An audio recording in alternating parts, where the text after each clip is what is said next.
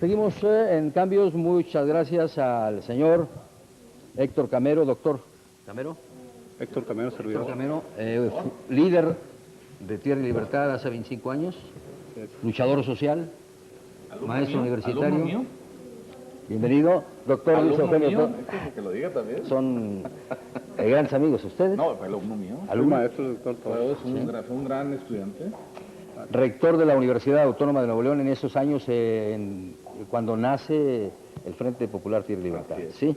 Muchísimas gracias por acompañarnos. Estamos en espera del senador Alberto Anaya, que también fue invitado, y del señor Luis Antonio Noyola, también profesor, pero no, me dicen que todavía no llegan. Podemos iniciar. Tenemos un documento fílmico que consideramos de interés para nuestros amigos televidentes.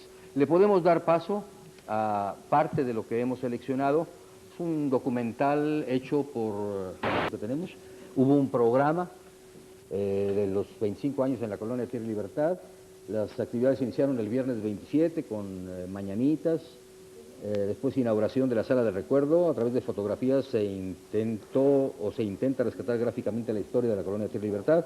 Luego el sábado, ayer hubo competencias de atletismo, fútbol, voleibol. Y finalmente ayer por la noche a las 9 se cerraron los festejos con juegos pirotécnicos. Vamos a darle paso a esta primera parte de nuestro material fílmico.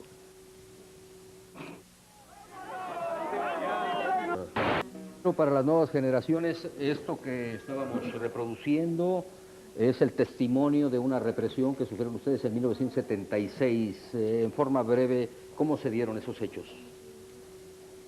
Fue una intervención violenta de la policía en la que participaron posesionarios de San Ángel y colonos de la Pancho Villa.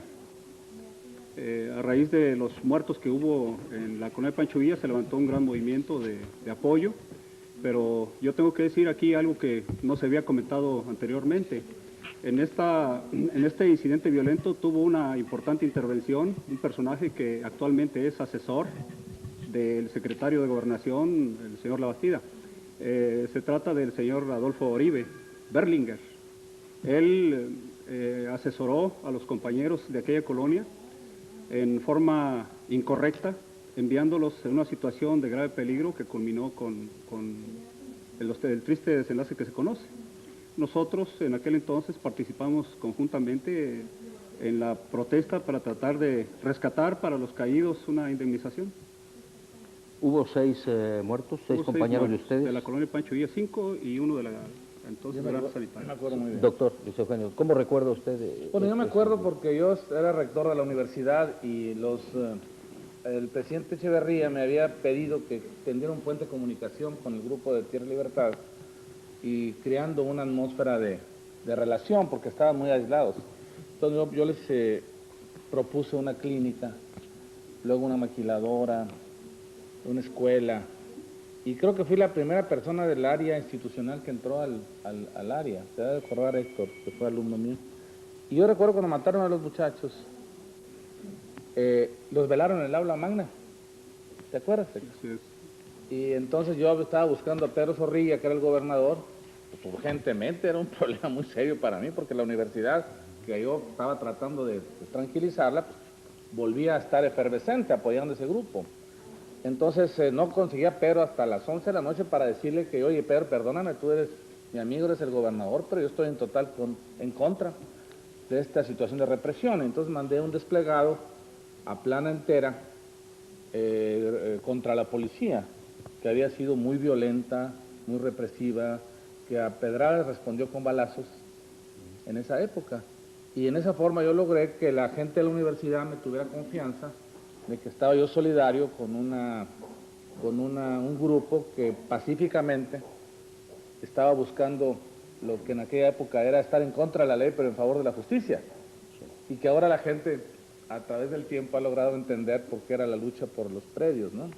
Así que sí recuerdo muy bien, y el desplegado debe ser un desplegado que todavía está por ahí pendiente en la historia. ¿A quién responsabilizaban ustedes? Nosotros de la policía. Policía en aquel tiempo, ¿quiénes eran? Yo no recuerdo quién era el jefe de la policía, jefes? pero sí estábamos nosotros manifestándonos en contra de una represión policíaca y porque muchos del grupo de Tierra y Libertad, pues eran estudiantes nuestros, ¿no? Sí. Eran estudiantes de la Universidad Autónoma de Nuevo León. Sí, eso es lo que yo me recuerdo de esa época, ¿cómo no? Pedro, por supuesto que obviamente no fue el que dio la orden, porque Pedro es un hombre bueno, ¿no? No creo que quiera matar a nadie, pero sí hubo un terrible infortunio en que morían esa gente. Nos van a permitir un corte y se incorpora ya al regresar el senador Alberto Anaya, ya se encuentra con nosotros.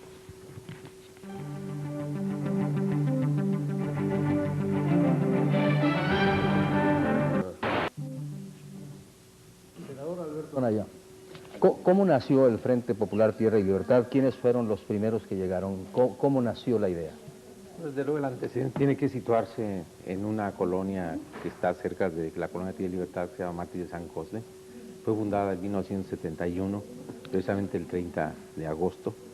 A partir de ahí luego viene otro movimiento en Mártires de Tlatelolco, aquí por el lado de Sierra Ventana, y posteriormente se formó la colonia Genaro Vázquez Rojas. Estas colonias fueron previas a la formación de la colonia Tierra y Libertad, que fue precisamente el 28 de marzo de 1973 cuando se logró pues, su fundación, y el conjunto de organizaciones que se gestaron a través de los movimientos urbanos populares forman en 1976 lo que se conoce como Frente Popular Tierra y Libertad, como una red de organizaciones sociales urbanas. Así que es como surge el Frente Popular Tierra y Libertad. O sea, 3 años después de la fundación de la colonia Tierra y Libertad, que es la que está celebrando 25 años. Así es. Por ahí, en un corrido o en algún texto de este video, se habla de 30 personas y una bandera. ¿Se refieren a Tierra y Libertad? Sí, indudablemente fueron. ¿Esas personas quiénes eran? 35 personas que se organizaron originalmente para poder tomar la tierra. Hubo luego otras colonias que participaron en apoyo, alrededor de 70. Y bueno, fue un núcleo original que dio origen a este movimiento, que confluyó pues, en la formación de la colonia Tierra y Libertad con 6 sectores, aproximadamente 1.700 lotes. ¿Cuántos eran en un principio los lotes? Sí. ¿Llegaron a ser hasta el 76 nacimiento del Frente? 1.700. ¿Y son 25 años después? Vamos. Se sigue manteniendo la colonia con esa cantidad de lotes. La colonia Tierra y Libertad. Aunque hay otra red de organizaciones sociales. ¿Pero el Frente? Ahí se habla de 70 organizaciones. 70 organizaciones que agrupan. Alrededor de 12.000 familias. Es un conjunto de organizaciones urbanas grandes. Regresando a Tierra y Libertad, o sea, la colonia que está celebrando 25 años, que celebra desde ayer sus primeros 25 años, ¿cuál fue el criterio para escoger ese lugar? ¿Quién lo eligió ese lugar? Bueno, desde luego siempre se buscó lugares que tenían litigios en términos de la tenencia de la tierra. Ese lugar pues aparecían algunos propietarios, pero tenían escrituras que no tenían fundamento. Al paso del tiempo se llegó a la conclusión de que era parte de la comunidad de San Bernabé del Topo Chico. Y bueno, fue con Martínez Domínguez que esta comunidad se desintegró vía una ley de comunidades rurales y se dio pie luego a una expropiación que permitió la regularización de la tenencia de la tierra. El doctor Héctor Camero, ¿cómo recuerda esos años, doctor? Yo creo que podemos hacer dos periodos en la historia y en la evolución del movimiento Tierra y Libertad. Un primer periodo en que vivimos en la ilegalidad absoluta, entramos a la tierra porque no había organismos que resolvieran el problema de la tierra, no existía Fomerrey. Fomerrey se creó como respuesta a estos movimientos precisamente el año 1974 y empezó a funcionar hasta 1975. A raíz de nuestra situación de irregularidad en la tierra, se nos negó la posibilidad de regularizar los servicios, de tal manera que para nosotros pues era de vida o muerte conseguir el agua, la luz y la instalación de los demás servicios. Lo que se hizo por necesidad de invadir y de tomar los servicios se convirtió después casi en imposición. La segunda parte de nuestra historia es precisamente tratar de incorporarnos a la legalidad. Una parte de nosotros empezamos a luchar por regularizar la luz, el drenaje, el gas, pagar nuestros impuestos, todo esto después de dar la lucha por las escrituras. Esta lucha que dimos ha sido tan intensa, ha sido tan importante para la población, como lo fue al principio de la toma de tierras. Esta segunda parte ha sido tan representativa que es la diferencia entre tener precisamente respeto a la comunidad, tener respeto a la población, tratar de sacar sus necesidades adelante, y así como nos topamos en un principio con la incomprensión y la cerrazón de las autoridades, así en un segundo momento nos tropezamos nosotros con una pugna interna, donde una parte de nuestros mismos compañeros, excompañeros ya, nos hicieron todo lo posible por mantenernos al margen de la ley, por continuar teniendo a la población al margen de la ley. Hasta la fecha hemos tratado de hacer ese esfuerzo, pero el senador Alberto Anaya no paga la luz, no paga el agua, y no es precisamente porque no pueda pagar. Él y su esposa diputada reciben el salario equivalente a 5 años de trabajo de la gente sencilla. Pídale ustedes el impuesto predial, el tarjetón del impuesto predial, y no lo van a ver pagado. Quizás sí lo tiene de sus otras propiedades, pero en su casa no. Eso fue para nosotros un segundo momento de importancia en la lucha de Tierra Libertad. Claro que nosotros, para poder legalizar, nos constituimos como asociación civil, dado que nos íbamos a enfrentar con una situación desconocida. Durante aproximadamente 7 años nos mantuvimos en la ilegalidad, decía. Al enfrentarnos al problema de la regularización de la tierra, nos enfrentamos a una situación completamente nueva. Habíamos perdido ya la iniciativa política. Nosotros tuvimos una iniciativa importante para la población cuando decidimos invadir. Y no por nuestra inteligencia, es que la gente estaba invadiendo. Lo único que hicimos nosotros fue ponernos al frente y con nuestra experiencia como estudiantes tratar de darle una organización democrática al rumbo del movimiento. Pero una vez que estuvimos sobre la tierra, lo difícil era saber qué seguía, qué teníamos que hacer, y ahí no escuchamos el sentir de la comunidad que nos pedía seguridad sobre su tierra, y que además en las condiciones de ilegalidad la estábamos sometiendo ya en contra de su voluntad a un proceso al cual se estaban sintiendo cada vez más ajenos. Por esa razón tuvimos que plantearnos la necesidad de incorporarnos a dar una lucha por la legalidad, lucha que sostenemos hasta ahorita. Bien. En 1980 entonces se separan ustedes. Así es, arquitecto. Sí, Formalmente en el 82, pero estamos separados de hechos del 80. ¿Y cuántas personas se separan del grupo del señor Anaya? Mire, arquitecto, el Frente Popular, que estaba constituido ya por una serie de grupos, constaba de colonos y constaba de una serie de grupos que no eran propiamente colonos, eran inquilinos, comerciantes, choferes que tenían carros chuecos. Y el problema para nosotros fue que no hubo ya oportunidad de discutir eso seriamente. No hubo oportunidad de sentarnos como estamos ahorita y hacer una discusión que sirviera de aprendizaje para la gente. Simplemente se dictaminó por una parte, por el ahora senador, que ahí la regularización no se discutía. Es increíble, pero íbamos a tratar de legalizar los terrenos a la reforma agraria de México, porque el ahora senador les decía a la población que eran terrenos ejidales. Lo cual era absurdo, nunca fueron terrenos ejidales. 1982 es esto que usted está comentando. Así es. Sí. ¿Y cuántas personas se van con Héctor Camero? Nosotros hicimos una encuesta en la colonia de Tierra Libertad, que al fin de cuentas era el lugar donde principalmente teníamos que sacar este asunto adelante. Sí. Nosotros pedimos en un referéndum que la población se manifestara si quería legalizar o no. Y del total de la población que formaba la colonia de Tierra Libertad, donde nosotros teníamos opción de que la gente votara, porque en el sector centro no se llevó a cabo esta votación, más de 1.100 familias se manifestaron voluntariamente por la regularización de la tierra. ¿De un total? Y empezamos alrededor de 1.500 familias. Estoy incluyendo el sector centro. 1.500 no, querían regularizar, No, y no. 1.100 sí. Le estoy contando 1.500 familias que componen la colonia de Tierra Libertad, en bien. sus diferentes sectores. Sí. De esas 1.500 familias, 380 no tuvieron oportunidad de hacer esa encuesta, que son las que forman el sector centro. Sí.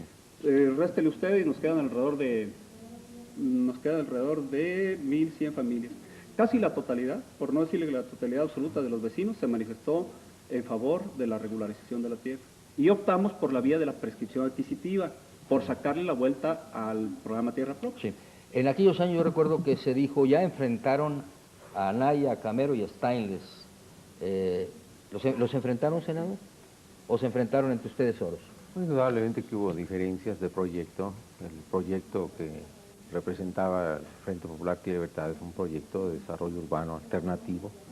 Y bueno, también luego desembocó en la construcción de una red de organizaciones sociales a nivel nacional, que fue la Coordinadora Nacional del Movimiento Urbano Popular, y también en la conformación de una red más amplia a nivel continental, que se formó en Managua, Nicaragua, en el 87, que fue el Frente Continental de Organizaciones Comunales. Mantuvimos relaciones como Coordinadora Nacional del Movimiento Urbano Popular con la Coordinadora Nacional Plan de Ayala, la Coordinadora Nacional de Trabajadores de la Educación y muchas organizaciones urbanas y agrarias en el país, y eso al paso del tiempo pues desembocó en un proyecto mayor que fue el Partido del Trabajo. Indudablemente que tuvimos una diferencia de proyecto muy Pero distante. regresando a 1982, ¿cuántos se quedaron con usted y cuántos se separaron del grupo original? Bueno, usted lo puede ver en las calles. No, por eso, pero ¿cuál es su número? Bueno, nosotros tenemos cifras distintas, o sea, ¿Cuáles son el las grueso cifras? de la Las- colonia las Tierra y cifras Libertad de usted, senador. milita en el Frente Popular Tierra y Libertad. Consideramos que por lo menos 1.500 personas militan, 1.500 familias. 1.500 familias se quedaron. ¿Sabe qué, arquitecto? Doctor, sí. Esta discusión me está recordando lo que está pasando en la nación. Permítame, vamos a un corte y usted nos dice por qué esa asociación de ideas entre lo que está pasando en la Sí, nación. sí, conflictos frívolos, ¿verdad? En lugar de la profundidad del tema de Bueno, la justicia social. Bueno, yo no los he llevado a ninguna frivolidad. No, usted no, pero digo, a mí me parecen conflictos frívolos. Vamos a ver, porque Y con la confianza que le tengo, te tengo que decir, pues si no, sí, ¿por qué vine no, aquí? no bien hecho, nada más que a nosotros nos duele que enfrenten a los pobres contra los pobres y que proyectos como este, porque yo tenía una idea muy diferente de Tierra y Libertad hasta ayer, después de las 11 que terminé de ver ese video. Me parece que ahí quedó el esfuerzo de muchísimas personas y que, pues eso lo desconoce un buen número de nuevoleoneses y un número aún mayor de mexicanos. Aquí hay un fenómeno, un cambio social De eso quiero hablar. ejemplar desde el punto de vista Después de los cortes después comerciales. del corte comercial. El que deseamos para este programa, sino informar a la comunidad de este movimiento social de 1973, del que se está recordando que un día 28 de marzo de 1973 se inició la colonia Tierra y Libertad, y cómo es 25 años después. Ese es el propósito del programa. A mí me parecía muy importante elevar el nivel de la discusión al tema fundamental que representa Tierra y Libertad, que era el tema de la justicia social, de la demanda por el derecho a la propiedad inalienable que tienen los seres humanos, como el derecho a la salud, a la educación, y que entonces se germinó un conflicto muy interesante desde el punto de vista axiológico entre lo que es la justicia y la legalidad. Entonces vino un movimiento ilegal, a todas luces, porque las leyes no resolvían los problemas del derecho natural. Y yo quería subir en la mira de la discusión en lugar de los conflictos naturales del poder, porque este país nuestro actualmente se están dirimando una serie de conflictos de existenciales del poder. El PRI cupular, el PAN cupular, el PRD excluyente, el PT, que yo me hizo el favor, Beto, de darme ese espacio importante, un partido joven que todavía no llega a tener la madurez. La alianza de la inteligencia excluyente, solamente los intereses de conservar el poder. Cuauhtémoc y Porfirio por un lado, el PAN deseoso de Fox con sus botas para ser candidato presidencial, el PRI con un caos en su extinción histórica, y el país ¿qué? Y la justicia social. Y eso es lo que yo quiero que sea el tema fundamental. Sí, es la pero... alianza de la inteligencia, y al margen de los conflictos personales por el quehacer del poder, para hacer de este México un México más justo, para que no existan ya los problemas de Chiapas, de Guerrero, los asesinatos, los 30 millones de marginados. Entonces yo quisiera que los mexicanos ya nos dejáramos de pelear y buscáramos puntos de contacto para poner la alianza que nos permita sacar este país adelante, conservar nuestra identidad, no la dependencia, el riesgo de la soberanía, los 45,000 millones de dólares para la banca, el 5.1 para la educación, 100 millones para becas, la universidad pública en la calle. Yo eso es lo que quiero. Bien. No viene a discutir. Tierra y Libertad representa para mí, y yo le ayudé a Tierra y Libertad cuando fui rector, porque me lo pidieron, yo hice por justicia, y me llovió en aquella época en mojado, la prensa me hizo garras, y les ayudé cuando fui secretario de Educación, y les ayudé cuando fui secretario de Salud, y les ayudé siempre porque estoy del lado de la justicia social, del derecho de esa gente a tener salud, vivienda, de tener educación, de tener una esperanza, una expectativa, al margen de que el líder se llame Camero, que se llame Alberto Anaya. Lo que tiene valor es la gente, no los conflictos de los líderes por el interés del quehacer del poder o por el protagonismo histórico. La gente, esa gente que llora, esa gente que suda, esa gente que trabaja, esa gente que no tiene nada. Esa es la gente que me preocupa. Ese es el país que yo quiero resolver, no el país, el conflicto de los intereses protagónicos del poder, de Muñoz Ledo, de Cuauhtémoc Cárdenas, de Fox, con sus alegorías. ¿Qué lecciones, doctor Luis Eugenio Todd, senador, y doctor Camero, deja este movimiento social del que estamos hablando y que ayer cumplió 25 años? ¿Cuál es la lección más importante que deja para usted, senador Alberto Anaya? Bueno, una muy importante es que cuando no existen instituciones adecuadas para canalizar institucionalmente la problemática, esta desborda. La realidad social no se puede contener. Tierra y Libertad es producto de la migración campo-ciudad que se dio como consecuencia de la crisis agropecuaria de 1970. Monterrey es un atractivo polo de atracción para esa población. Es producto también de la explosión demográfica que este país vivió de 1960 al 80, prácticamente se dobló la población. Y bueno, el Estado mexicano no estaba preparado con políticas sociales de vivienda para canalizar esta demanda de suelo y vivienda urbana y vivienda digna. Entonces, como consecuencia de ello, pues los movimientos urbanos, los movimientos de invasión de tierra, pues se dieron a la tarea de construirse su propia política social. Consideramos que estos movimientos se dieron en todo el país y fue a partir de ahí, sobre todo, como se señalaba aquí en Nuevo León, la fuerza de este movimiento pues permitió que surgiera la primera institución, el primer instituto de la vivienda en el país, que fue Fomerrey, que luego se tomó como modelo en todo el país. Posteriormente surge el Fondo Nacional de Habitaciones Populares para dar cauce a esta problemática social. Fobiste estaba dirigido nada más a los burócratas dependientes del ISSSTE y bueno, en el caso del Infonavit, pues está canalizado nada más a... O sea, son instituciones que son de alguna manera respuesta Así es, al movimiento a este tipo de movimiento. Genera Nuevo León en Monterrey, Así es. en Tierra y Libertad. ¿Hablamos de Fomerrey? Hablamos de Fomerrey, Fue la primera. ¿El FONAPO? FONAPO a nivel nacional. ¿Y Fobiste de alguna manera, no? De alguna manera. Eso es lo que para usted le provoca Tierra y Libertad.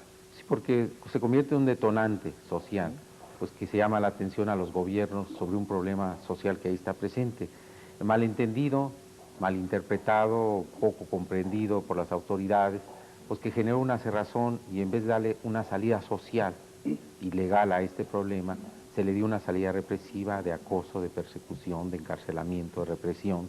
Pues inclusive hay muertos y heridos, pues dentro de este tipo de movimientos sociales. Habla usted del periodo del doctor Pedro Zorrilla y de don Alfonso Martínez Domínguez. Fundamentalmente los muertos y heridos fueron con Pedro Zorrilla. El doctor Zorrilla. Y bueno, muchos detenidos, muchos encarcelados con Martínez Domínguez. Entre ellos usted. Entre otros. ¿Cuánto tiempo estuvo usted en la cárcel? Bueno, varias veces, 3 veces en la última, 40 días. 40 días. Muy buenos. ¿Acusado de? ¿Acusado de? Bueno, que le dijo, insultó a don Alfonso Martínez Domínguez, no se enojó don Alfonso. Yo fui con don Alfonso porque no solamente fui a defender a Alberto Anaya. ¿Pero de qué fue el insulto? ¿Qué fue lo que le dijo? Que era un bagazo ya inservible del sistema político. Y eso fue lo de una de las veces que fue usted a la cárcel. ¿Las otras qué le dijo? Bueno, fueron también conflictiva urbana, ¿verdad? Que nos llevó al encarcelamiento, pero pues... Beto no sabe una historia muy interesante. Antes de don Alfonso. Sí. A Beto lo querían matar. ¿Quién? Pues el gobierno, pues ¿quién? ¿El gobierno de quién? El gobierno lo quería matar. Porque, ¿pero quién era el déjame platicarte, porque Beto representó y Camero una salida lateral a un movimiento muy fuerte de la juventud, que fue, por un lado, la violencia, la Liga 23 de septiembre, por otro lado, nos institucionalizaron, se fueron al gobierno, y entonces Beto, Camero, Steines y todos ellos se fueron a la pelea urbana, a la pelea por la urbana dentro de los cauces de no violencia, aunque fuera la parte de la ilegalidad. Entonces era muy amigo mío el señor Condel, que era el gente de gobernación, Yo estaba entre la lista de la Liga 23 de septiembre también, porque pues era rector, y estaba yo joven y rector, pues era cómplice del gobierno, según la Liga. Y entonces a mí me dijo Condell, usted es muy amigo de Alberto Anaya. Pues Alberto Anaya, tenemos la orden de, hay gente preparada para eso, para Alberto. Y ¿La para orden de Camero. quién? Bueno, de los superiores, yo no voy a decirle de quién, pues no sé. Las órdenes son superiores, allá viene la jerarquía política de México. Ah, bueno. Entonces yo le dije, espérame, yo a Beto lo conozco y Camero es mi alumno, y son gentes correctas, y son gentes, fueron buenos estudiantes. Camero estaba metido en la universidad y me hizo un movimiento ahí, por cierto, en esa época en salud pública, no se me olvida. Fue cuando le dije a Beto, bueno, no, les ayude, pero ayuden ustedes a mí también, ¿no? Entonces, ¿usted los usó? No, no los ¿De usé. alguna manera? No, ellos saben que jamás los usé. A mí simplemente ellos tenían la razón de la justicia y yo les trataba de ayudar en lo que podía, al margen de cualquier influencia. Pero lo que sí le digo yo a Condell, yo fui a Condell al que le dije, Beto es una persona así, ¿saben? Porque ellos estaban, la orden en aquella época, y usted no la sabe, arquitecto, era donde los encuentren en relación a la Liga 23 de septiembre, ahí mátenlos. Sí, pero usted está haciendo una relación muy extraña, porque dice que usted estaba amenazado por la 23 de septiembre, hasta ahí se entiende, pero el entonces líder de Tierra y Libertad, Beto Anaya, estaba amenazado por el gobierno federal. Estaba bajo no por la 23 de septiembre. No, también por la 23 porque se había salido. Entonces yo lo único que me recuerdo es que yo a Condell le dije, no, Beto es una gente correcta, yo me hago responsable de que tengamos un puente de comunicación. Pero el señor que usted menciona le daba este aviso como un favor para que usted se lo hiciera a su amigo Anaya, pero ¿de dónde venía la orden? No, me dijo un favor, me daba como un comentario que me parecía, a mí me cuidaba él mucho. No, yo me acuerdo muy bien, estoy diciendo nomás el riesgo que tuvieron ellos. ¿Usted se enteró de ese riesgo? No, yo doctor Camero? nunca se los he platicado. Quiero comentar, arquitecto, de que, con todo respeto, yo vine a su programa para plantear una posición. Yo respeto al doctor Todd como persona, como mi maestro que fue, pero él conoce Tierra y Libertad periféricamente. Creo que hace mal tratar de explicar los motivos o los sucesos de Tierra y Libertad a partir de su conocimiento, que es muy escaso. Quisiera no tener que intervenir más sobre la participación del doctor Todd en el asunto de Tierra y Libertad, porque yo no vine aquí a tratar por él. Sé, porque usted me lo dijo, que iban a venir 3 personas del PT, están 2, y yo estoy para tratar el asunto que a mí me interesa. El doctor Todd acaba de decir que es una frivolidad referirse al asunto que nosotros luchamos por la legalidad de los servicios. Yo quiero decir que no es ninguna frivolidad el hecho de dar la lucha dentro de cauces legales para que la población progrese, para que nuestros compañeros dejaran de ser el fenómeno de circo que eran, para quitarnos el nombre aquel de la isla, del islote, que tenía sus tribunales propios, que sí los tuvimos y que nos ocasionó muchos problemas, sobre todo internos. Que teníamos que salir de la ilegalidad para evitar la manipulación política que ejerció el que ahora es senador y que mantiene a través de la manipulación de los servicios ilegales, porque por eso los conserva, los servicios ilegales. La gente quizá lo puede entender, la población en general que paga servicios. ¿Los servicios son, doctor Camero, agua?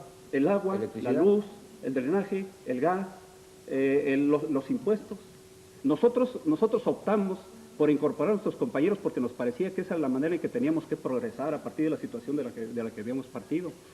La situación de inseguridad en que vivíamos permitía la manipulación de la gente. Aquí es muy fácil decir, no, pues yo tenía 1000 y el otro tenía 1000. Muchas veces discutimos esos términos, arquitecto. Ese no es el problema. El problema es lo que es razonable, lo que es legal y lo que es justo. A veces no se empata lo que es legal con lo que es justo y así empezamos nosotros, efectivamente. Pero cuando está ya usted en posibilidad de legalizar los servicios, ¿por qué va a mantener a la gente en la ilegalidad? ¿Por qué nosotros vamos a tener a nuestros compañeros robándose la luz? Cuando eso nos produjo 3 electrocutados y un inválido. ¿Quién pagó los gastos de esas personas? ¿Quién se encargó de sus familias? Nadie se encargó. Hacíamos a la gente egoísta, pero al mismo tiempo la teníamos sujeta en esas condiciones. Para nosotros era básico tener el respeto a la gente y decir, legaliza tu terreno y ya no dependes de nosotros. Legaliza tus servicios y te los vas a deber a ti. Si quieres manifiesta, si no, no. Ahora, en esa parte que se mantiene en la ilegalidad, las 12,000 familias o 20,000, las que sean, tienen que ir a las manifestaciones o pena de corte de luz. ¿Es eso frívolo? ¿Es eso justo? ¿Es eso correcto tener a la gente en esas condiciones? Nosotros teníamos a nuestros vecinos sin posibilidad de tener agua porque el sector norte está colocado en colinas, está sobre cerros. Las personas que están en las regiones bajas tenían agua con facilidad, pero las que estaban en las partes altas no tenían esa posibilidad. Cuando se plantea la lucha por la legalidad, usted comprenderá quién se quedó con la parte ilegal, el que le llegaba el agua, pero el que no tenía agua, ¿qué escogía? Nosotros tuvimos que decir, vamos a entrarle a la lucha por el agua en forma legal, porque todos los vecinos pagan su agua, Nosotros, por ser de Tierra y Libertad, ¿somos acaso los más pobres de Monterrey? ¿Nos imposibilita eso para pagar los servicios? Los líderes teníamos que poner ese ejemplo, y por eso yo le puse aquí mis recibos modestamente, porque tratamos de poner ese ejemplo y de decirle a la población de Nuevo León: somos iguales que ustedes, queremos ser iguales. Así como exigimos derechos, también cumplimos con nuestros deberes. ¿Qué es eso de querer nada más uno los derechos? Si sí me gusta la ley donde me favorece las elecciones y me favorece postularme para gobernador o para senador y ganar 60,000 pesos o ganar 40,000, lo que sea las dietas. Eso sí me conviene, pero pagar mi recibo, eso no lo hago, porque eso es una frivolidad. Aquí o pagar mi agua. la actitud de los gobiernos estatales y federales durante estos 25 años, ¿cuál ha sido? ¿La del disimulo, según usted? La actitud de los gobiernos ha sido, en primer lugar, hacia nuestras demandas. Al gobierno le parecerá a usted difícil de creer, pero el gobierno prefería que siguiéramos como estaba. Nosotros vivimos en lugares que se catalogan desde el punto de vista de la obra pública como terreno 3, terreno dureza 3, es decir, terreno muy difícil para introducir el agua y el drenaje. Entonces, para el gobierno mejor que nosotros siguiéramos con nuestro programa de autogestión o autoconstrucción, que soy muy bonito, pero significa sacrificar la vida del obrero que trabaja toda la semana, de lunes a sábado, y todavía el domingo seguirle autoconstruyendo, agotando ahí su vida, y decirle: así te sale más barato, ¿verdad? Pero en realidad el mensaje es: tú trabajas y yo te protejo de que pagues los servicios para que no hagas ese gasto, porque te quedas sin comer, pero estás encadenado a mi organización, estás encadenado a mi liderazgo. Los gobiernos, en primer lugar, hicieron desentendidos porque no querían invertir. Les salía más barato que nosotros nos robáramos el agua o nos robáramos la luz. Al fin y al cabo se la robamos a los vecinos, a nuestros vecinos de ahí, que no son tan bravos como los de Tierra y Libertad. A ellos les robábamos los servicios. En segundo lugar, se hicieron desentendidos con estos conflictos, ¿verdad? Porque es un parecido conflicto por el poder. Eso es lo que sacaban los periódicos. O sea, por eso le digo a usted que es completamente superficial ese punto de vista. Para los periódicos era un enfrentamiento entre un dirigente y otro dirigente que empujaban a las personas. Esa es la curiosidad, en mi caso periodística, porque yo escuché mucho durante años que los habían enfrentado a ustedes tres.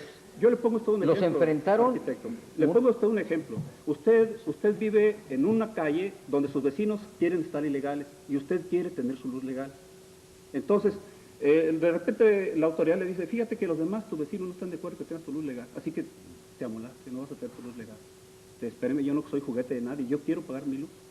Entonces eres burgués, estás vendido al gobierno, eres un Martínez Dominguista, o eres un treviñista, o eres un ricista porque quieres pagar tu luz.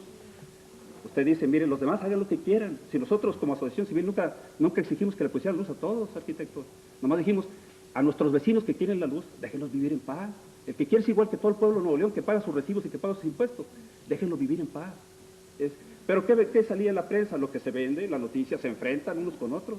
Eso del poder, perdóneme, arquitecto, yo hasta ahorita no he ocupado ningún puesto público. Hemos tenido una modesta candidatura independiente y defendemos en todo momento las candidaturas independientes, pero no he aspirado a ese poder. ¿Poder de qué? De manejar a gente sencilla.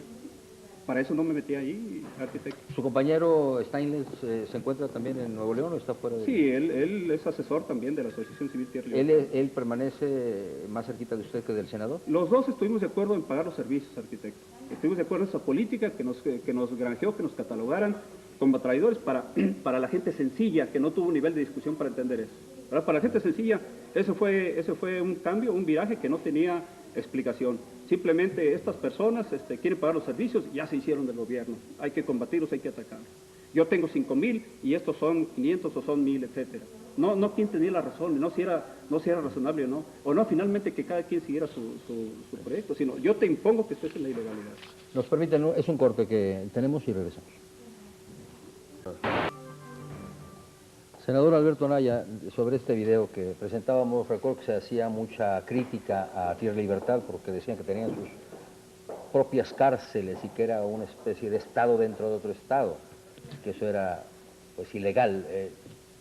¿Cómo lo recuerda todo esto y cuál era el propósito de estos tribunales o asambleas populares o cárceles privadas? Alrededor del 80-90% de la población que fundó la colonia Tierra y Libertad provenía de la migración campo-ciudad.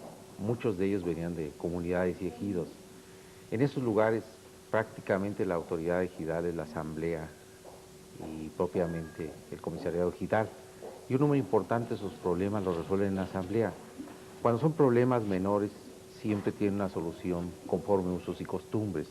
Cuando son problemas de más trascendencia, pues como pudo verlo en el video, efectivamente se pasaban a las autoridades, pues para que fueran las autoridades quienes iniciaran los procesos correspondientes y canalizaran las comisiones de delito a que hubiera el lugar. Pero sí es mucho de fantasía, porque sí efectivamente ahí trataban problemas, pero rescataban mucho de lo que hoy se sigue tratando en el campo mexicano, en las montañas, en los lugares alejados, de que no hay propiamente tribunales, no hay jueces, no hay ministerios públicos, y es la asamblea quien da canalización a los problemas menores. Cuando hay problemas graves siempre lo reportan a las autoridades y los entregan, ¿verdad? Mucha de esa cultura, muchas de esas vivencias, pues se rescataron y fueron muy productivas para canalizar mucho de la problemática interna. Toda proporción guardada, algo así ocurre en los Altos de Chiapas. Son ya prácticas ancestrales, formas de organización para ellos mismos manejarse y cuidar que no pues se extiendan los delitos, etcétera. Sí, así es. ¿Cabe la relación todavía? Sí, cabe ¿Esto la que ahora se relación. critica?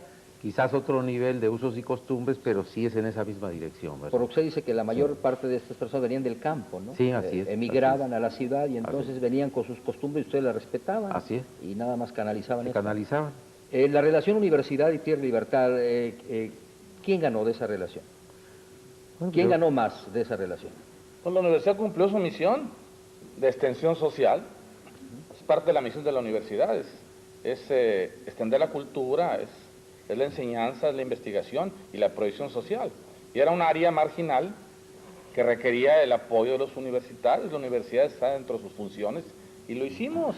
Si llámese Beto Anaya o Héctor Camero o Steines o como se llamara, ¿no? ¿Por iniciativa o por recomendación del gobernador en turno? No. A mí fue una recomendación que me hizo el presidente de la República.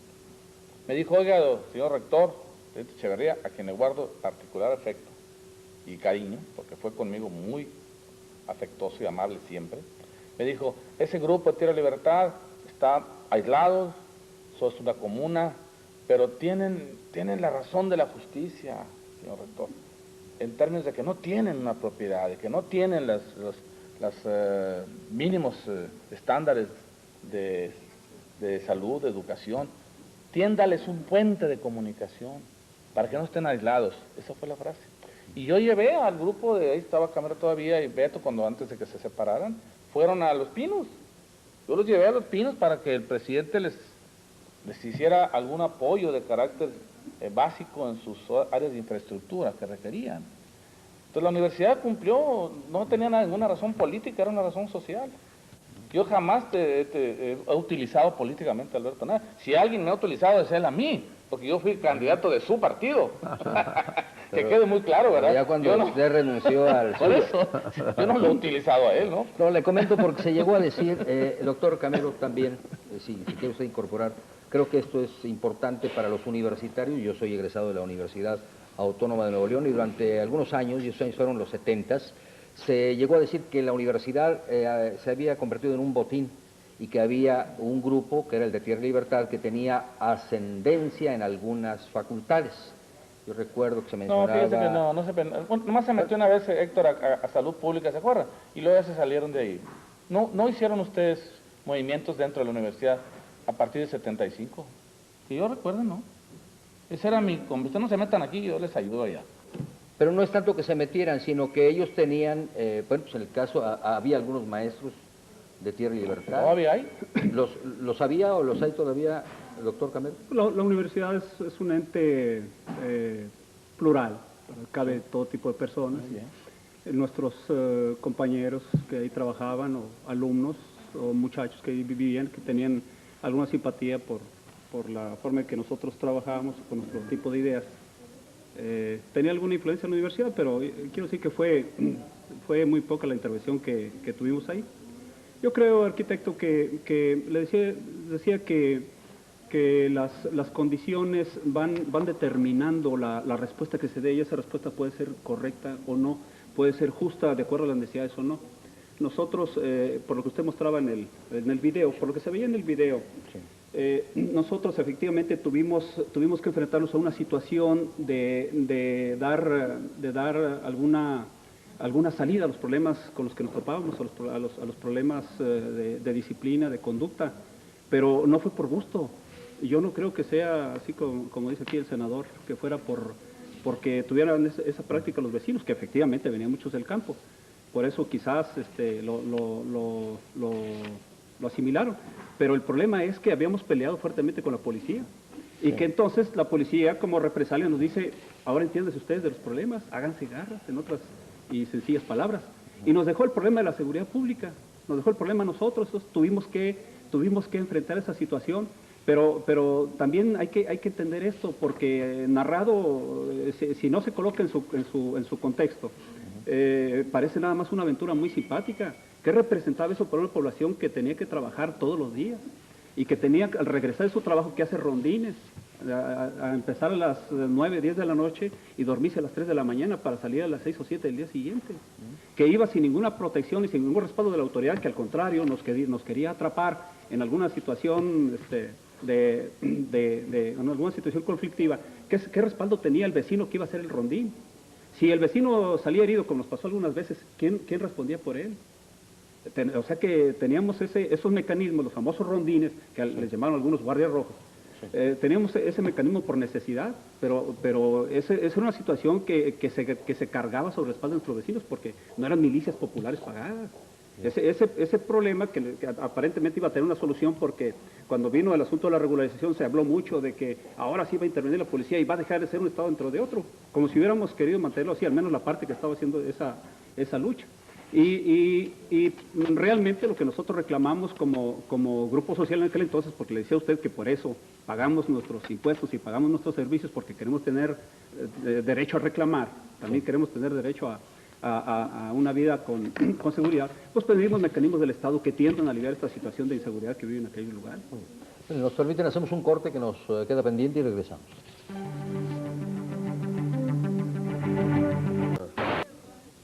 Eran muy altos los índices de mortalidad infantil, doctor. Sí, arquitecto. Es lo que yo veía en nos preguntan sobre estas imágenes, corresponden a este documental del Movimiento Urbano Popular en Monterrey, Tierra y Libertad, de Maurice Bulbulin, que me decía el senador Alberto Anaya. ¿Recibió un premio este documental? Probablemente este documental fue presentado en París, fue una coproducción entre la Embajada Canadiense y la Secretaría de Educación Pública, y fue laureada con La Diosa de Plata como primera película documental. Sí. Producción canadiense-mexicana. ¿Cómo se dio la relación entre ustedes y el Consulado de Canadá? Bueno, a través de amistades de la Ciudad de México, los canalizaron con la organización, estuvimos de acuerdo en que realizaran esa película testimonial, y bueno, posteriormente nos enteramos de que fue premiada en el festival en París y con La Diosa de Plata. Estamos ya en los últimos minutos de esta mesa dedicada a los 25 años de Tierra y Libertad. Se repiten las preguntas para usted en relación a lo que señalaba el doctor Camero de pago de impuestos y demás. Si usted quiere dar respuestas, son varias las personas que hacen esta pregunta para usted, ¿sí? Pues hemos realizado de manera sistemática, tenemos ahorita pláticas con Comerrey, precisamente con Alberto Núñez, de un conjunto grande de organizaciones sociales pues que están en espera de la regularización. Se tienen avanzadas las pláticas, se espera que en el año avancen alguna problemática de estas y este problema pueda ser zanjado, ¿no? Tiene avanzado ya con Alberto Núñez este problema. En cuanto a que todavía se ejerce una disciplina muy fuerte de parte de usted para quienes no obedecen. Son mucho de mito, ¿verdad? Mucho de mito. Mito. Mentira, ¿verdad? No corresponde a la verdad. Tengo ¿Sí te cortaron la luz? ¿Qué muchas te cortaron el otro día? A mí me dieron ahí el gas. Yo por mí no pagaba la luz tampoco. Fue un error. Me cobran muy caro. Fue un error, ¿verdad? Y además, yo quiero suponer que fue un error, ¿no? Porque estaba pagado todo en orden. Doctor Camero, a usted le están pues llegando muchas felicitaciones. Y bueno, también las preguntas de que hubiera sido diferente si permanecen juntos, por ahí alguien pregunta, y es una curiosidad que yo creo muchas personas deberán de tener. Si Camero, Anaya, Stainless, los tres líderes de ese movimiento que recordamos, hubieran permanecido juntos, ¿Esto hubiera sido mejor a vuelta de 25 años? La unidad siempre es lo mejor, arquitecto, indudablemente. El problema es que aquí la unidad, ¿para qué? ¿La unidad para seguir teniendo a la gente ilegal? ¿O la unidad para cambiar a una condición que mejorara la situación de la gente, que le permitiera progresar y determinar su futuro por ella misma? O sea, la unidad es excelente, pero ¿unidad hacia dónde? ¿No hubo factores externos que hayan contribuido a este enfrentamiento entre ustedes? En todo problema, arquitecto, sobre todo si uno trata de mantener una posición independiente, una posición con la gente, en todo problema uno sabe que va a tener del otro lado un contrario, un enemigo. Entonces uno debe saber cuáles son las medidas que va a tomar el enemigo. Es muy común, es un defecto que uno ve en toda la gente que de alguna manera se dice de lucha, que se queja de que los gobernantes son muy malos o que el enemigo es arbitrario, déspota, etcétera. Pero, ¿y nosotros qué hacemos? ¿Cuál es nuestra política? Yo le comentaba, nosotros perdimos la iniciativa y es muy común no hacer la autocrítica. No teníamos ninguna política para regularizar, ninguna. Es falso que tuviéramos una política. Por eso nosotros tuvimos problemas con el gobernador Martínez Domínguez, que planteó la regularización a través de tierra propia. No teníamos nosotros nada que ofrecer. La parte nuestra, a toda carrera, planteó un mecanismo, que era la prescripción adquisitiva. A don Alfonso no le quedó más remedio que expropiar al señor Martínez Domínguez. Él expropió. ¿Cuándo un gobernador había expropiado? ¿Quién se iba a imaginar a Martínez Domínguez expropiar? Pero lo hizo porque de un lado vio una persona que no iba a regularizar nunca, y del otro lado veía nosotros que no íbamos a regularizar por tierra propia, entonces él expropió. Pero efectivamente intervino un factor ajeno, pero eso debe verlo uno siempre, después no llorar que el gobernante es muy malo. Uno debe tratar de adelantar qué medidas va a tomar el gobernante. Entonces, lo bueno de estos 25 años, resumiendo, ¿qué sería para usted? Desde mi punto de vista, arquitecto, creo que el Movimiento Tierra y Libertad nació con un gran empuje, fundamentalmente lo importante fue la gran participación de la gente. Creo que eso lo hizo famoso a nivel nacional, la decisión que tuvo la gente, la gran participación de la mujer. La mujer tuvo una participación y la tiene definitiva. Nuestro organismo mayor de decisión de la asociación civil es la Asamblea General de Delegadas, y el 100% de las directivas son mujeres. Eso creo que es relevante. Nuestra composición social es fundamentalmente clase obrera o semiobrera. Nosotros tenemos, aparte de dar la lucha dentro de términos legales, tenemos como propósitos tenernos un poco más para tratar de luchar con nuestros compañeros por la semana de 40 horas, por el aumento general de salarios y de pensiones, por el seguro del desempleo, por la dotación de libros de texto gratuitos en secundarias, que es un programa que ya hay en Sonora y que debe existir en otros lados. En fin, le diría, por un gobierno obrero y campesino. Sí. En un resumen, aunque no le gusta a usted la pregunta, por lo que me di cuenta, ¿cuántas personas están detrás de usted? ¿Usted es líder de cuántas agrupaciones, colonias, sí, arquitecto, yo le aclaro, no es que no me guste la pregunta, creo que muchas veces se reducen los asuntos a eso. ¿Quién tiene más? Y se supone que el que tiene más tiene la razón. Y yo le digo que una sola persona podría tener la razón, pero con todo gusto yo le digo, nosotros tenemos catalogado exactamente el número de personas que entran a la asociación civil, porque no es cualquiera miembro de la asociación civil, solo la persona que ingresa pagando una cuota de 30 pesos al año. Entonces tenemos nosotros alrededor de 1.726 familias, tenemos exactamente 1.726 familias que pagan su cuota de ingreso a la asociación civil el mes de enero.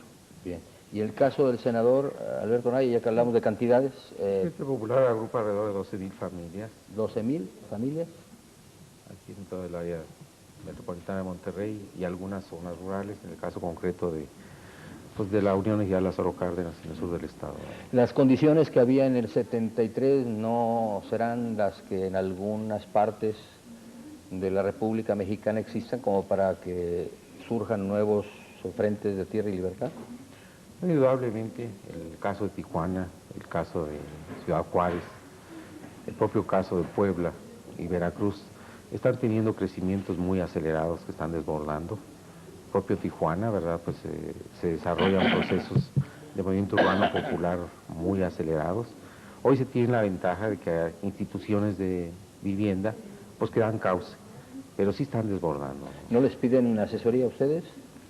No, creo que tienen suficiente preparación para dar cauce.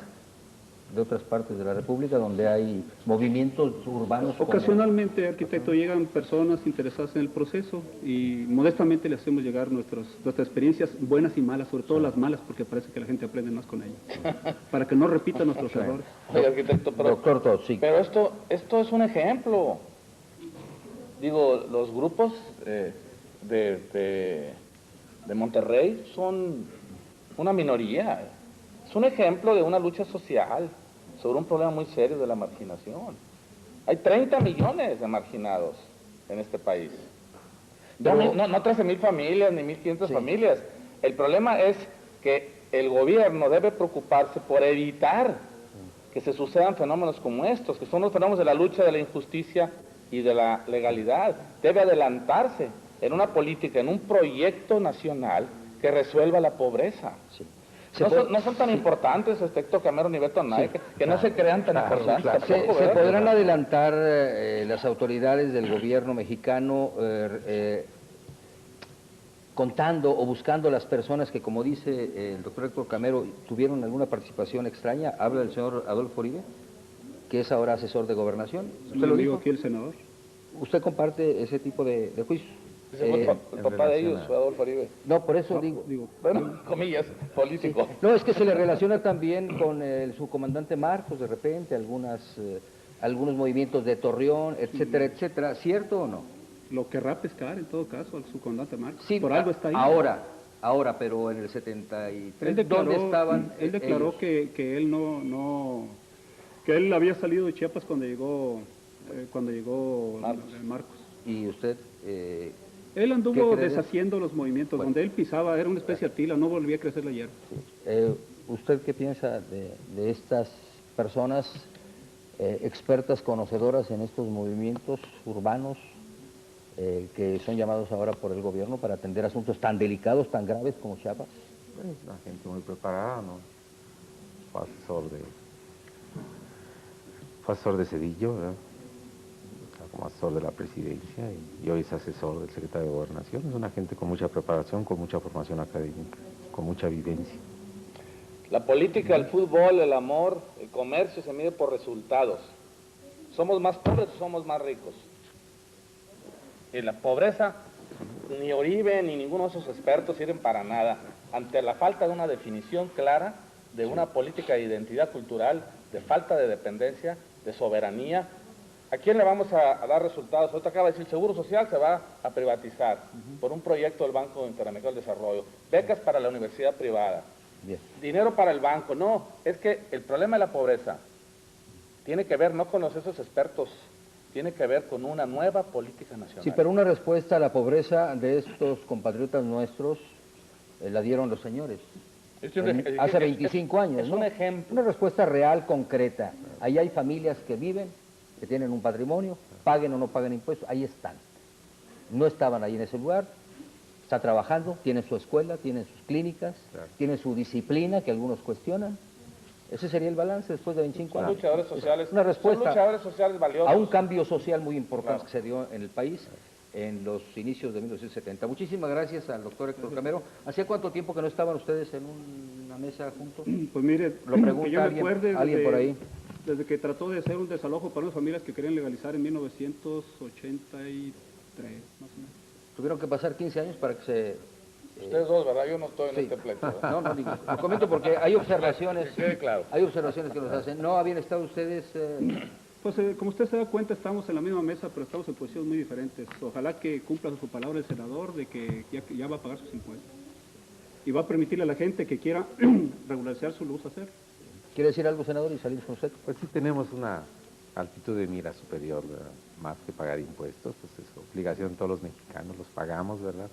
Gozar la Además, la senaduría. gente que estamos bajo salario, pues somos causantes cautivos, ¿verdad?